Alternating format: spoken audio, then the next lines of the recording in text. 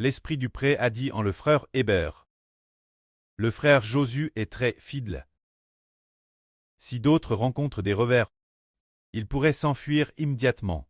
Mais le frère Josué a pourtant tenu son poste. C'est ce que le Saint-Esprit a dit, disant que, si l'on rencontre quelques revers, certaines personnes se seraient peut-être déjà enfuies, auraient abandonné. Mais alors, le frère Josué a pourtant tenu son poste. C'est ce que l'Esprit de Dieu a dit. Cela a été dit le 29 août de l'année dernière. Le Saint-Esprit a aussi dit ceci, qu'il y a une chanson appelée la chanson des chânes.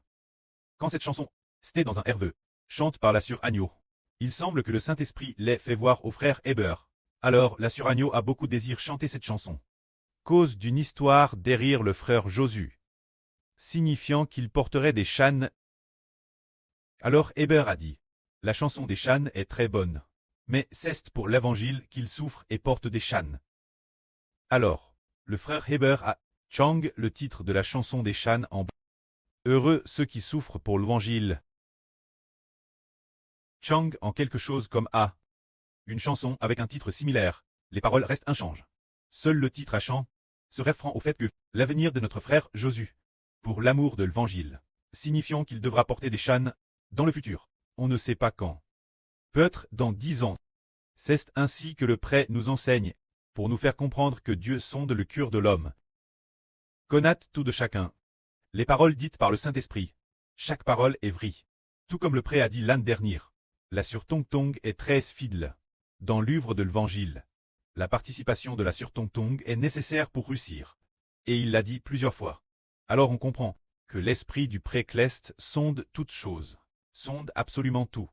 Alors, nous disons, quel genre de personnes utiliser pour faire l'œuvre de Dieu? Pour faire l'œuvre de l'évangile, certainement utiliser des personnes fidèles.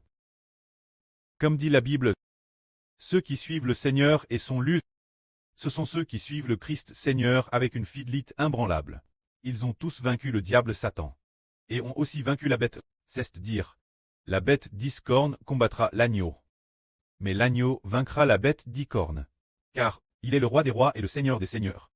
Immédiatement après, il est dit, ceux qui sont appelés, Luce et qui suivent l'agneau, vaincront aussi. Car, ils sont d'une fidélité imbranlable. Le prêtre se réjouit beaucoup de la fidélité, au point que, quel genre de personne le prêtre donnera-t-il l'autorité? Au moment de distribuer la nourriture spirituelle, le Seigneur a aussi dit, qui donc est l'économe fidèle et avis? Qui donne la nourriture spirituelle tant aux serviteurs de la maison petits et grands, disant, c'est celui qui est fidèle et un économe travailleur.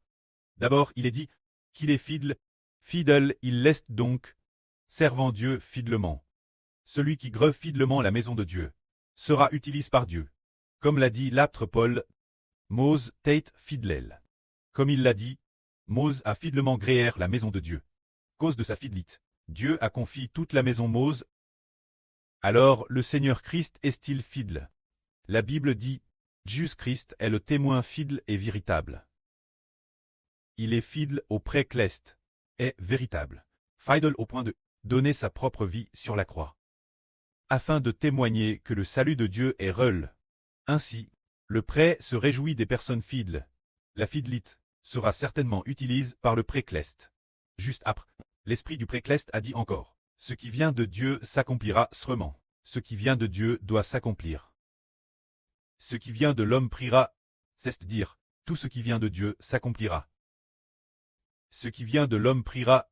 Par exemple, nous prophétisons, l'esprit du prêtre a fait dire au frère Hébert, notre sœur Tong Tong et notre frère Joshua sont fidèles. Alors est-ce que cela s'accomplira? Cela s'accomplira certainement. L'avenir, ces deux frères et sœurs sacrifieront leur vie, pour montrer ainsi leur fidélité. Juste après, le Saint-Esprit a encore fait entendre au frère Hébert Joshua dire ceci. Le temps est venu, il faut aller faire l'œuvre de Dieu. C'est-à-dire que cela a été dit le Madame jour 1. Le temps est venu, il faut aller faire l'œuvre de Dieu. Alors le temps est venu, quand notre frère, il sera utilisé par Dieu, pour accomplir fidèlement la volonté de Dieu, pour achever la mission confiée par le prêtre et le Seigneur. Que la gloire soit au prêtre et au Seigneur. Amen.